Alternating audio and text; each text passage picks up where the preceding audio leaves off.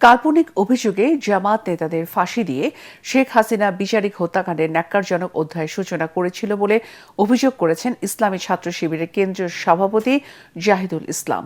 রাজধানীর চীন মৈত্রী সম্মেলন কেন্দ্রে কেন্দ্রীয় সদস্য সম্মেলনের উদ্বোধনী অনুষ্ঠানে একথা বলেন তিনি। শাহবাগে গণজাগরণ মঞ্চে মব সন্ত্রাসের জন্ম হয়েছিল বলে মন্তব্য করেন শিবির সভাপতি। সংগঠনের সাধারণ সম্পাদক নুরুল ইসলামের সঞ্চালনায় সম্মেলনে এখন বক্তব্য রাখছেন বিভিন্ন রাজনৈতিক দলের জাতীয় নেতৃবৃন্দ। কিছুক্ষণের মধ্যে সম্মেলনে যোগ দিবেন জামাত ইসলামের আমির ডাক্তার শফিকুর রহমান।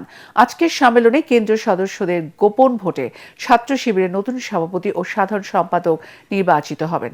29 সদস্যের শিবিরের কেন্দ্রীয় কমিটির মেয়াদ 1 বছর।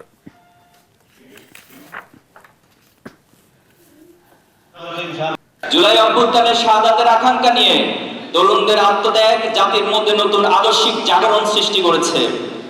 এই জাগরণে আমাদের শেখায় সাহসিকতা, এই জাগরণ আমাদের শেখায় শাহাদাতের তামান্না, এই জাগরণ আমাদের শেখায় আল্লাহ ছাড়া দুনিয়ার কাউকে আমরা বড়